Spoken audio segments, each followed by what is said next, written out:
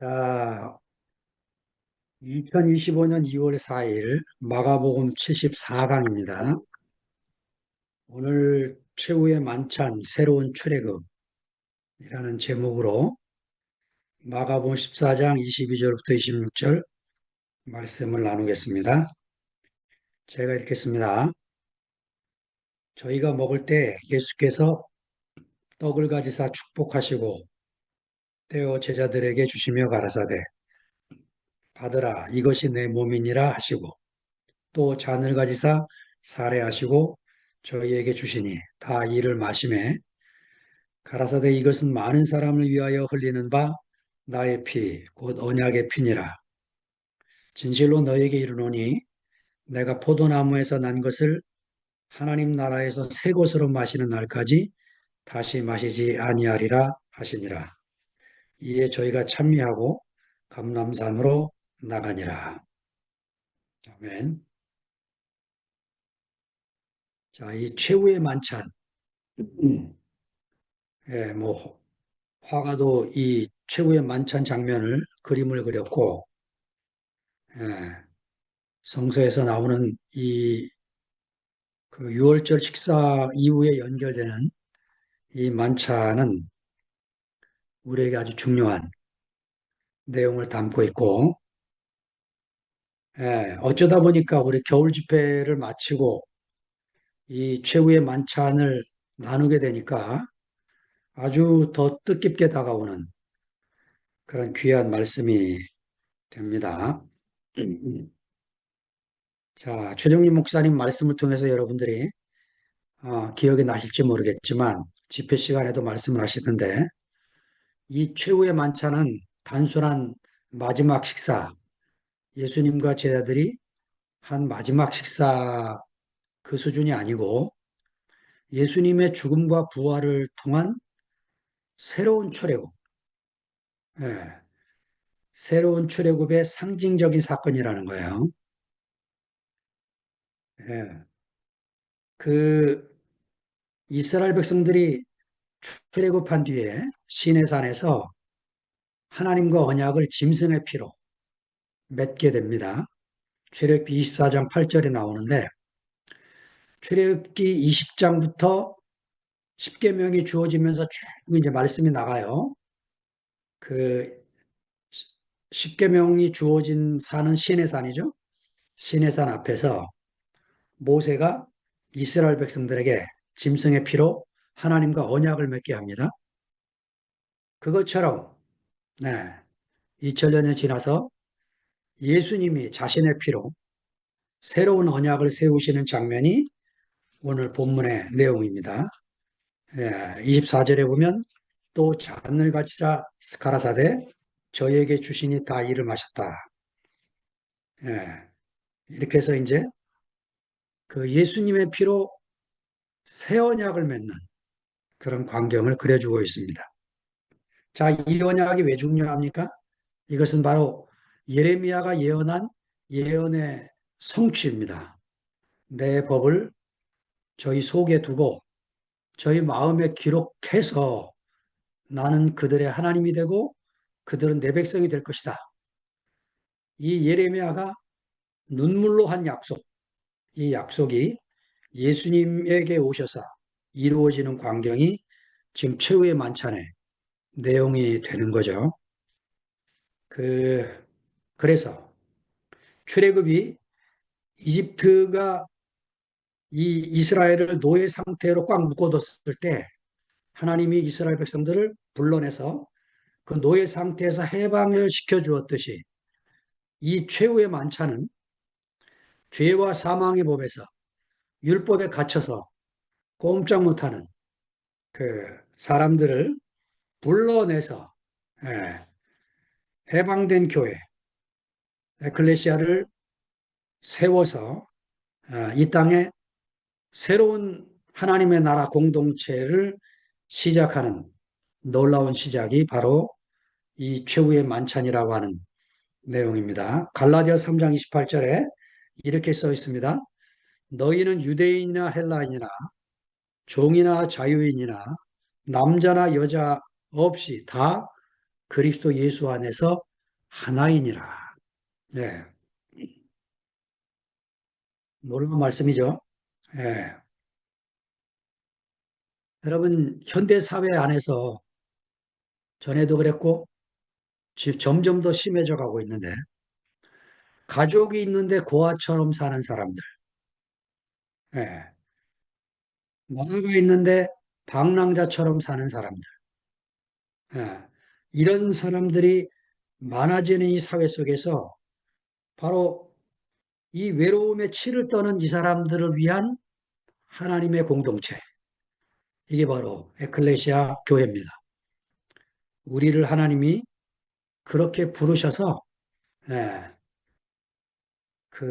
이 가난한 사람들을 위한 안식처럼 하나님 우리를 먼저 부르신 거죠. 자, 22절을 읽겠습니다. 저희가 먹을 때 예수께서 떡을 가지사 축복하시고 떼어 제자들에게 주시며 가라사대 받으라 이것이 내 몸이니라 하시고. 자, 저희가 먹을 때 떡을 뗍니다. 잔을 나누고 그 이 성찬식이라고 하는 이 시작을 로마 캐톨릭에서 시작을 했어요. 했는데 이 사람들이 점점 가다 보니까 문자에 빠져들었어요. 이 로마 캐톨릭이 문자주의의 전형인데 뭐냐면 받으라 이것은 내 몸이니라 하는 이 말씀을 그대로 문자로 의미 해석을 해서 미사 시간에 신부가 떡을 떼는 순간 신부의 손에서 예, 축성하는 순간 빵은 성체가 되고 포도주는 성혈이 된다. 이런 예, 해석을 해서 그 신부의 손에서 분배되는. 그래서 여러분 저도 한번 가서 그 순교자의 터 그 절두산의 성당에 가서 제가 좀 빵 좀 얻어 먹으려고 미사에 참석했다가 앞에 나가니까 신부가 안 주더라고. 예, 그 고해 성사를 해야 이 빵을 받을 수 있어요. 고해 성사를 하지 않으면 이 빵을 못 받습니다. 이 전통이 예수님 십자가에 돌아가신 뒤에 1500년까지 흘러요. 지금도 물론 캐톨릭은 하고 있고, 예, 이것을 화채설이라고 합니다. 화채설. 화채설이 뭐냐?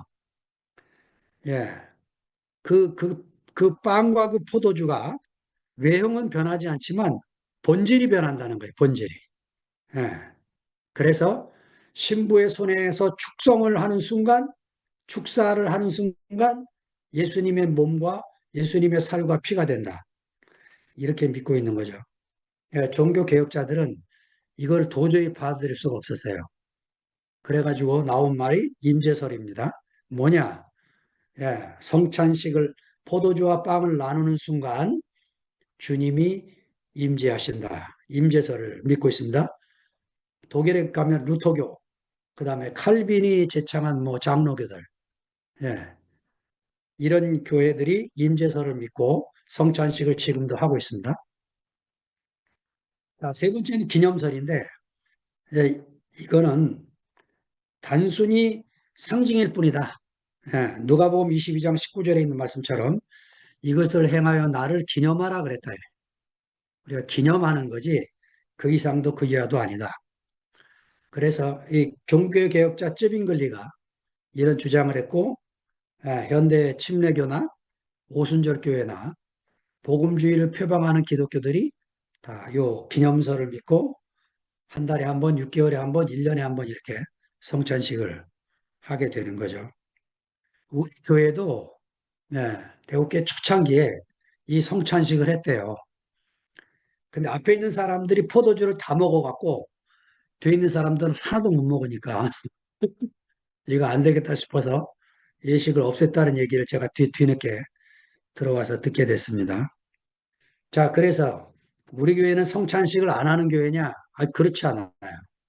우리는 모일 때마다 예수님의 떡과 예수님의 포도주를 예수님의 피와 살을 우리가 먹고 있는데 그것은 우리가 나누는 간증입니다. 간증. 예, 우리의 간증 안에 주님의 살과 피가 담겨 있기 때문에 우리가 형제들의 간증을 잘 들어야 되고 거기서 사금을 캐듯이 쓸데없는 건 다 버리고 그 금성분만 우리가 취하면 되는 거죠. 자, 떡을 가지사 축복하셨다. 예. 고린도전서 10장 16절에 보면 우리가 떼는 떡은 그리스도의 몸에 참여함이 아니냐 이렇게 말씀을 합니다. 그러니까 예수님이 떡을 뗐다. 우리가 그리스도의 몸에 참여하는 것입니다. 우리 형제들 안에서 뭘 먹습니까? 말씀의 떡을 먹습니다. 우리가 그 말씀의 떡을 먹으면서 그리스도의 몸에 참여하는 그런 시간을 갖게 되는 거죠. 예수님이 이 떡을 떼서 제자들에게 주시면서 받으라 이것은 내 몸이다. 이래 말씀을 하신 거죠. 자, 떡이 쪼개지듯이 예수님의 몸이 십자가에서 해체돼서 우리에게 분배된 거죠. 제자들에게 분배되고 분배되고 분배돼서 2000년이 지난 오늘 21세기 오늘 우리에게까지 주님의 몸이 분배돼서 그분의 피와 살이 분배돼서 우리 안에 생명이 되게 된 거죠. 자, 우리는 여기서 구약에 그 이스라엘 백성들이 출애굽할 때 하나님의 말씀 중에 가장 중요한 명령, 예, 10가지 재앙 중에 마지막 재앙을 피하는 길로 양피를 문설주에 바른 다음에 그 집 안에서 뭘 먹으라 그런 거죠? 양고기, 그죠? 양고기를 먹으라 그런 거죠. 자, 예수님, 하나님 이렇게 말씀하십니다. 너희들이 양고기를 먹는데 하나도 남기지 말고 먹으라는 거예요. 그럼 어떻게 할 것이냐? 양 한 마리 잡았는데 8인분이야. 우리 식구는 4명밖에 안 돼. 그러면 이웃집한테 미리 이렇게 얘기하는 겁니다. 여보, 여보, 우리가 양 잡는데 8인분 되니까 당신네 식구 4명 다 와서 우리 양 잡는데 우리 같이 먹읍시다. 이렇게 해서 8명이 한 집에 모여서 하나도 남기지 말고 다 먹으라는 거죠. 자, 이 말씀이 왜 중요합니까? 그것은 우리가 그리스도의 떡을 나누고 그리스도의 피를 나눌 때 여러분들이 나누는 말씀과 간증, 이 모든 것들이 다 합쳐져야 양 한 마리가 나오게 된다. 양 한 마리가. 어? 남김없이 다 먹은 것을 남김없이 다 내놓게 될 때 양 한 마리가 그려지는 거죠. 마치 퍼즐의 그림이 조각이 하나 나가면 완성이 안 되듯이 그렇게 먹은 것을 내놓고 주님을 찬양하게 될 때, 아, 우리가 주님, 우리가 지금 그리스도의 어린 양의 혼인 잔치에 우리가 참여한 것이구나 하는 것을 우리가 알게 되어진다는 것입니다. 자, 하나님께서 출애굽한 이스라엘에게 하늘 양식을 먹이신 것처럼 예수님도 굶주린 백성들을 2번이나 양식을 먹인 게 마가복음에 나옵니다. 자, 예수님이 이스라엘 백성들에게 그들을 불쌍히 여기셔서 극률한 마음으로 저들이 사흘이나 굶었다. 너희들이 먹을 걸 줘야겠다. 이렇게 말씀하시면서 그들의 하나님의 긍휼로 그들을 먹이신 것은 육신의 배고픔을 위한 것이 아니었다는 거죠. 그것을 요한복음에 가보니까 사도 요한이 이 얘기를 하게 된 거죠. 마가복음, 마태복음, 누가복음은 그냥 육신의 배고픔을 해결하는 것으로만 기록되어 있습니다. 제일 마지막으로 쓴 요한은 거기다가 의미를 붙여서 재해석해야 될 필요를 느끼게 된 거죠. 그래서 사복음서가 다 필요한 것입니다. 자, 이제 그들이 먹어야 할 진짜 양식은 예수님의 고난과 죽으심, 이것을 음미하고 그것을 되새김질해서 내가 주님의 죽음을 먹고 마시고 사는, 그래서 그의 부활에 참여하게 되는 이 사람이구나 하는 것을 기억나게 하려고 하는 것입니다. 신명기 16장 3절을 가면요. 무교병의 또 다른 이름이 나오는데 고난의 떡이라고 하는 말로 나옵니다. 예, 그래서 무교병도 먹고 쓴나물도 먹어야 되는 거죠. 이 세 가지 양식이 예, 출애굽할 때 하나님이 주신 것처럼 우리도 이 성만찬을, 우리는 뭐 성만찬을 매일 하는 거죠, 매일. 줌으로도 이렇게 할 수 있는 성만찬.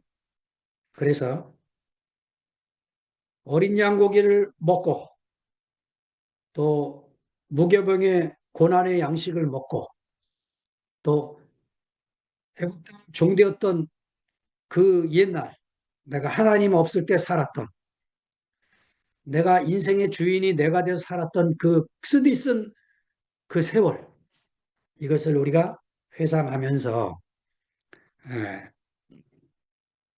교회 생활 안으로 더 깊이 깊이 들어가게 되는 거죠.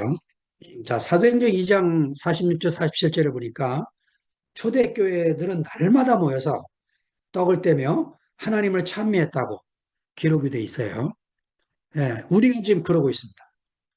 예, 이렇게 스카이프나 줌을 예, 기술자들이 개발해 주었기 때문에 우리도 매일 줌으로 모여서 날마다 말씀의 떡을 떼고 하나님을 찬양하고 사는 사람들이 되게 되었습니다.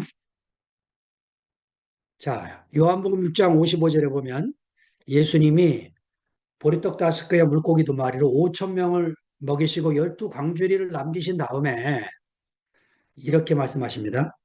내 살은 참된 양식이요 내 피는 참된 음료로다.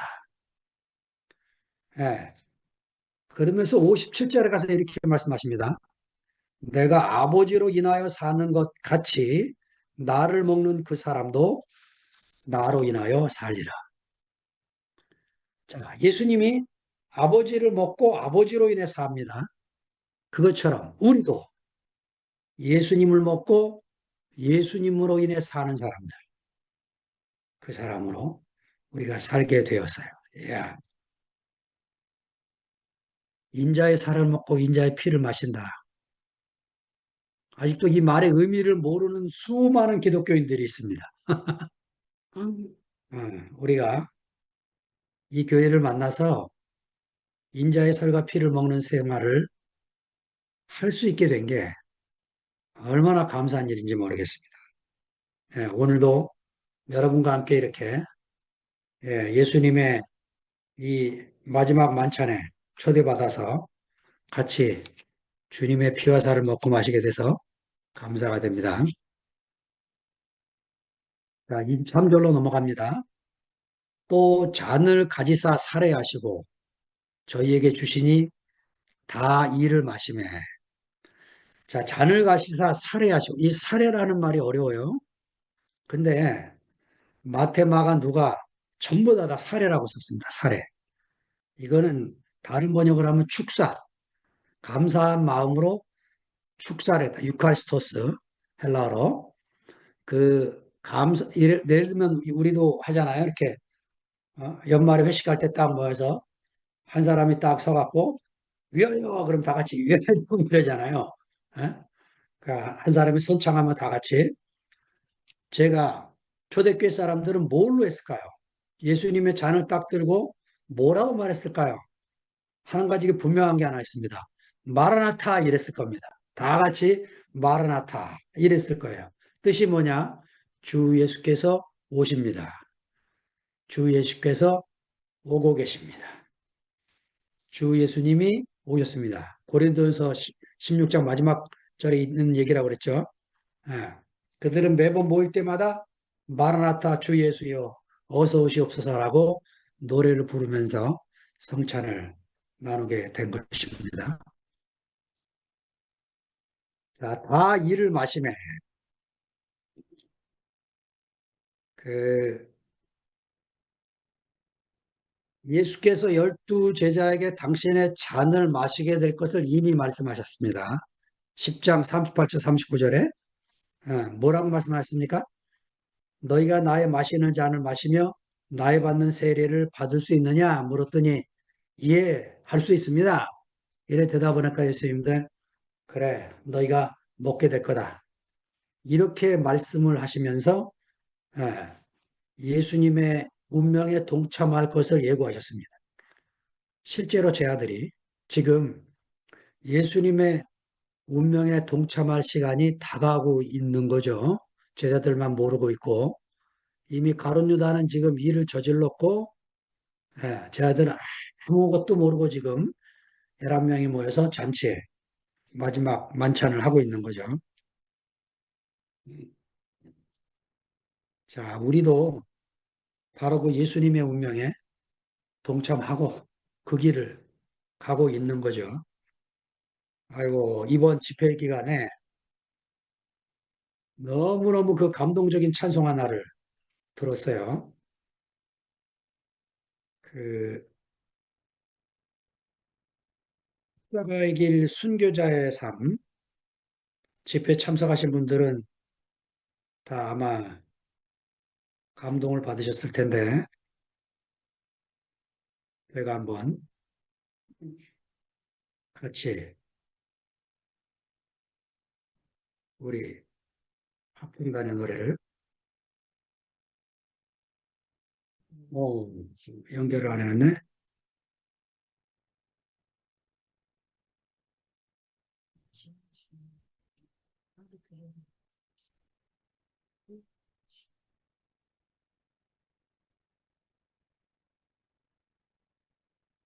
연결됐는데.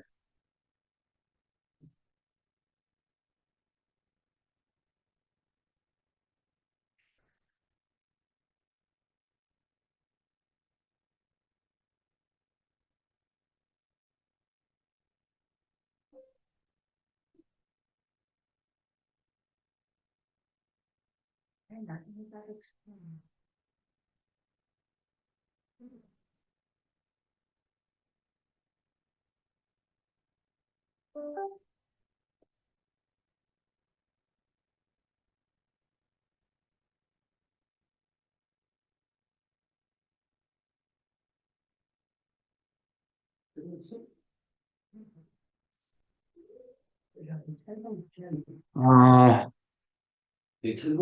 전송을 여러분과 듣기를 원했는데, 그, 노래가 안 나와서, 음, 내 목소리는 잘 들리십니까? 안 들리세요? 들려요.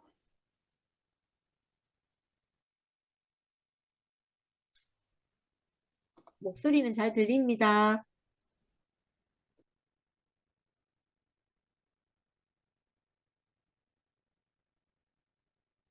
노래 안 들립니다.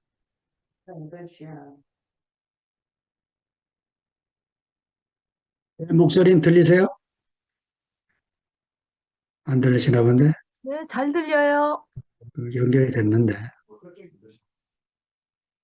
연결된 거잖아. 목소리 들리세요? 목사님 목소리는 들려요. 아하, 오케이. 자, 제가 그냥 가사를, 음, 불러드린 거로 하겠습니다. 내 마음의 동영상을 동영상을 들려드리고 싶으면요. 목사님 화면에 밑에 보면 초록색으로 공유라고 되어 있어요. 음, 그걸 눌러서 목사님 PC에 틀어놓은 화면을 선택하시면 돼요. 음, 그냥 시간이 지나니까 오늘은 그냥 넘어가야 되겠어요. 내 마음의 주를 향한 사랑이 나의 말엔 주가 주신 진리로 나의 눈에 주의 눈물 채워 주소서. 내 입술에 찬양의 향기가 두 손에는 주를 닮은 성김이 나의 삶에 주의 흔적 남게 하소서. 하나님의 사랑이 영원히 함께하리.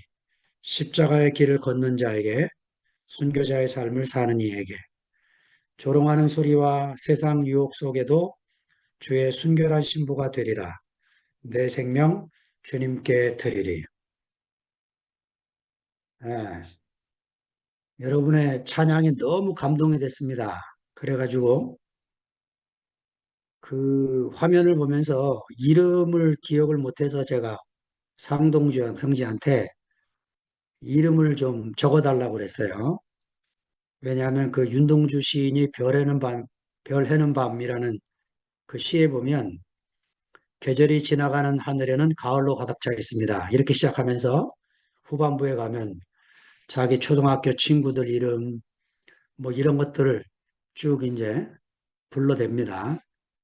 저도 여러분의 찬양에 너무 감동이 돼서 오늘은 이제 이름을 하나하나 불러야 되겠다는 생각을 갖게 됐습니다. 김은정, 문정혜, 이주미, 박혜란, 성미화, 김상호, 이태명, 최종윤, 이현주, 김수정, 양미경, 김종희, 김금희, 이혜란, 한미라, 반주, 김지영. 아, 아름다운 형제자매들이 이렇게 찬양을 아름답게 불러줘서 제 마음에 아주 깊이 새기게 되는 그런 귀한 시간이 됐습니다. 자, 24절을 읽겠습니다. 가라사대 이것은 많은 사람을 위하여 흘리는 바 나의 피 곧 언약의 피니라. 이 언약의 피니라 이 말은 제자들이 받은 떡과 잔은 언약의 떡이고 언약의 잔이죠. 우리가 모일 때마다 예수의 운명을 나누는 것은 매번 새로운 출애굽을 위한 것입니다.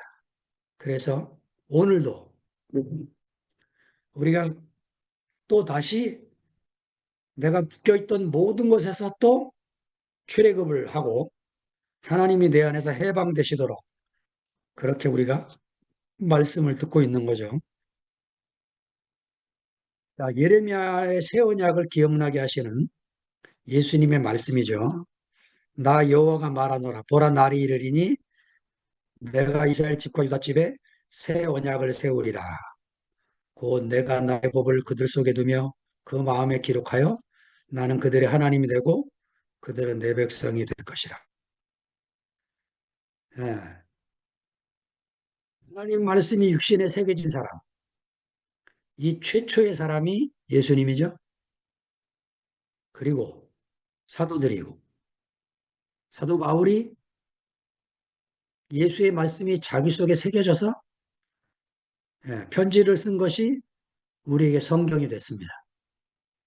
성경을 쓰려고 편지를 쓴 게 아니고 그들의 질문에 대한 답을 주려고 편지를 보낸 것이 우리에게 귀한 말씀이 되게 된 거죠. 예.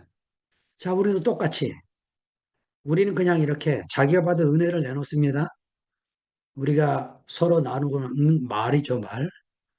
그런데 그걸 하나님이 사용을 하시면 말씀이 되는 거죠. 우리 속에 울림이 일어나고 우리 안에 지워지지 않는 그런 놀라운 말씀이 되어지게 되는 거죠. 바울이요, 편지를 쓴 것이 분실된 게 몇 개 있어요. 대표적으로 고린도 전서 후서 말고 고린도 전전서를 썼어요. 그게 남아있질 않고 분실이 됐어요. 그러니까 성령께서 남겨주신 것만 우리가 지금 읽고 있을 뿐입니다. 예. 그래서 하나님의 영이 우리를 이끄셔서 또 조명과 빛을 비추셔서 이 말씀이 우리 안에 육신이 될 때 또 놀라운 새로운 계시가 열리게 되는 거겠죠. 자, 돌판에 먹으로 새긴 글로는 이스라엘을 하나님의 백성이 되게 하는데 실패했습니다. 그래서 하나님이 당신의 영으로 우리의 마음판에 새겨서 우리 속에 우리 마음에 기록한 말씀은 우리를 그리스도의 편지가 되게 하셨다는 거죠. 고린도서 3장 3절에 바울이 고린도 형제들에게 이렇게 편지를 씁니다. 너희는 우리로 말미암아 나타난 그리스도의 편지니. 이야, 얼마나 감동적인 이야기입니까? 이는 먹으로 쓴 것이 아니요 오직 살아계신 하나님의 영으로 한 것이요 또 돌비에 쓴 것이 아니요 오직 육의 신비에 한 것이라. 예, 하나님의 영이 성령께서 우리가 들은 그 하나님의 말씀을 우리 신비에 새기게 해서 우리가 말씀을 나누고 간증을 나눌 때마다 예, 살아있는 말씀이 툭툭 튀어나오게 되어지는 거죠. 저도 새해부터 이렇게 성경 구절을 좀 외워야겠다 마음먹었는데 이번 집회에 동률 형제, 순애 누님 또 유영애 자매님 몇 사람들 이렇게 해서 저를 포함해서 한 5명이 다음 주부터 시작을 하게 될 것 같습니다. 25절 있습니다. 진실로 너에게 이르노니 내가 포도나무에서 난 것을 하나님 나라에서 새 것으로 마시는 날까지 다시 마시지 아니하리라 하시니라. 신약 성경에 예수님이 말씀을 강조하실 때 쓰는 방법이 내가 진실로 너에게 이르노니 이 말을 마가도 이제 이 말을 씁니다. 여러 번 요한복음에만 가면 아예 한 번 강조해서는 시원하지 않으니까 2번 강조하는 구절들이 있어요. 내가 진실로 진실로 너에게 이르노니 아, 그런 구절들은 옷깃을 여미고 다시 중심을 잡고 읽어야 되는 귀중한 구절들입니다. 자, 아이고 저도요 이 세계에 오기 전까지 내가 포도나무에서 난 것을 하나님 나라에서 새 것으로 마시는 날까지 다시 마시지 아니하라. 이게 무슨 말인지 몰라서 얼마나 답답했는지 몰라요. 왜 답답했나? 하나님의 나라를 제가 죽어서 가는 나라인 줄 알았거든요. 살아서 누리는 나라인 줄을 모르니까 이 말씀이 이게 무슨 말이지? 하고 안 풀렸던 거예요. 자, 우리가 이 땅에 살고 있는 이 하나님의 나라, 이 안에서 사는 모습이 뭐냐?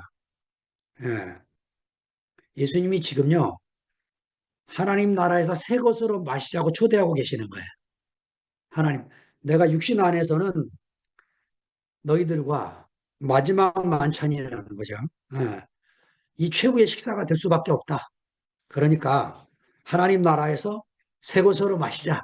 이 소리를 하고 계신 거예요. 예?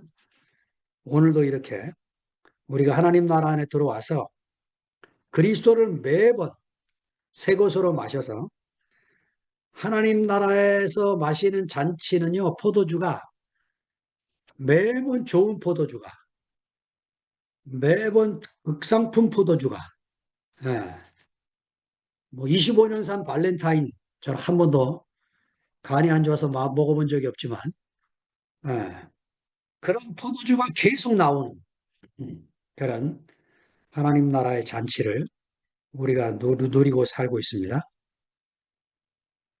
예, 요한복음 2장에 그 가나 혼인잔치 비유가 나오죠. 거기에 이제 물이 포도주로 변화된 그거를 하인들로부터 마신 그 잔치 그 회당장, 잔치 그 사회자분은 그 책임자가 딱 마시면서 하는 말이 이 말이잖아요. 이야, 이 집 대단하다. 어? 처음엔 잔치 시작하면 좋은 포도주를 내다가 술이 취하고 나면 점점 맛없는 포도주를 내는데 이 집은 갈수록 좋은 포도주가 나오는구나. 이 말이요. 우리 교회 생활을 지금 말씀하고 있는 것입니다. 이 말은요, 그, 그, 이사야 5장에 있는 이 말을 배경으로 하고 있는 거예요.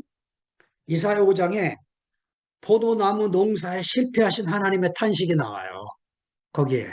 이렇게 나옵니다. 내가 이스라엘이라고 하는 이 나라에, 이스라엘의 이 사람들한테 내가 포도나무 씨를 심어서 극상품 포도나무를 수확하려고, 포도 열매를 수확하려고 땅을 갈아엎고 거름을 붓고 했다는 거예요. 그래서 포도나무를 심었는데 극상급 포도 열매가 맺히는 게 아니고 들포도를 맺혔다. 이사야 5장 1절부터 몇 절에 처음부터 나오는 탄식의 노래입니다. 이게 이사야의 노래예요. 이게. 음.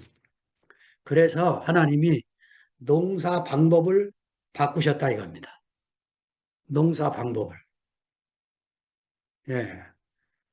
올해부터 이제 이 홍성 땅이 유기농 단지로 정부가 지정을 해서 정부 지원금이 농사 짓는 분들한테 다 나오게 됐어요.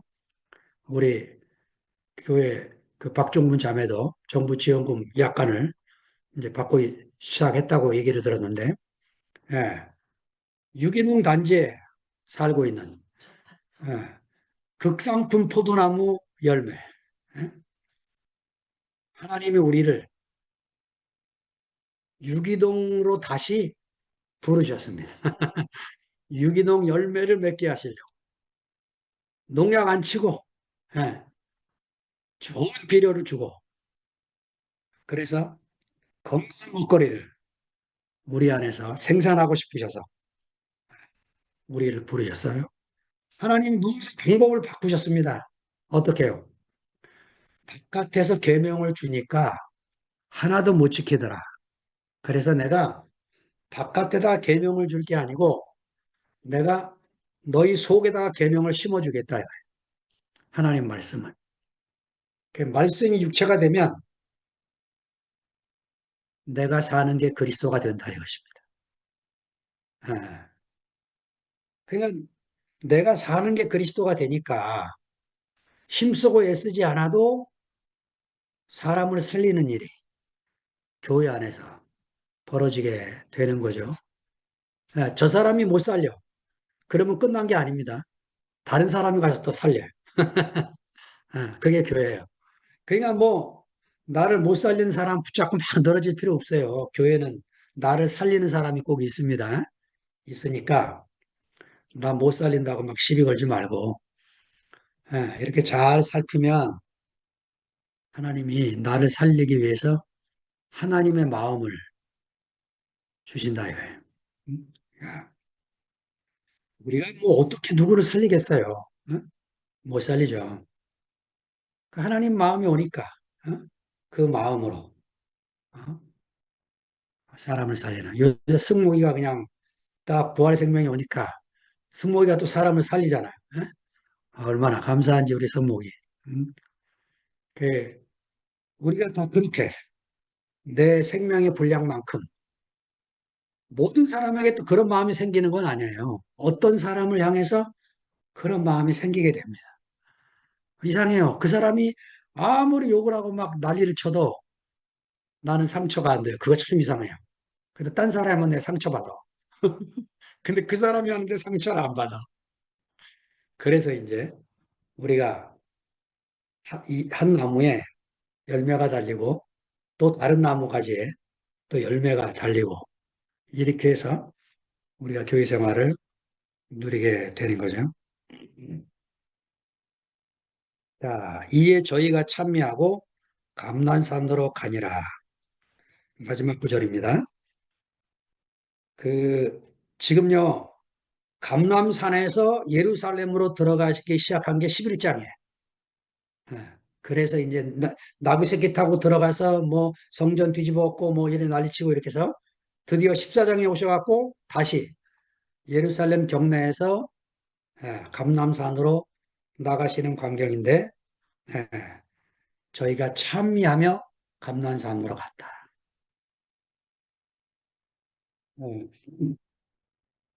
오늘도 우리가 주의 양식을 먹고 그리스도와 함께 새 예루살렘을 향하여 예, 찬미의 노래를 부르며 나아가는 거죠. 그래서 우리는 무슨 노래를, 무슨 찬미를 부르며 갈 것인가? 제가 이번 그 겨울 집회, 우리는 주의 백성이오니 57쪽에 있는 노래를 다 같이 부르면 좋은데 이게 줌이라서 그 줌에서 같이 부르면 이게 시간차가 있어갖고 난리 부르스가 돼요. 그래서 그건 그렇게 하면 안 되고 다 이렇게 이제 마이크 신 상태에서 각자 부르시면 방해가 안 되고 저만 대표로 마이크 켜고 부르도록 하겠습니다. 그러면 여러분이 그냥 따라 부르시면 됩니다. 우리는 주의 백성이오니 주의 그 큰 이름 선포합니다. 이곳 어두운 세상에 빛으로 부르셨네. 주의 얼굴 구할 때 역사하소서.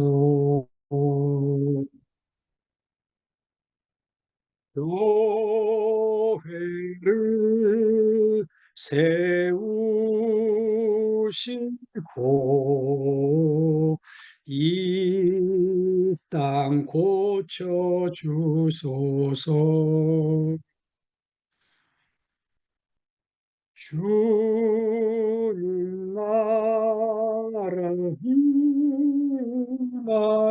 임하시고 주 뜻 이루어지이다.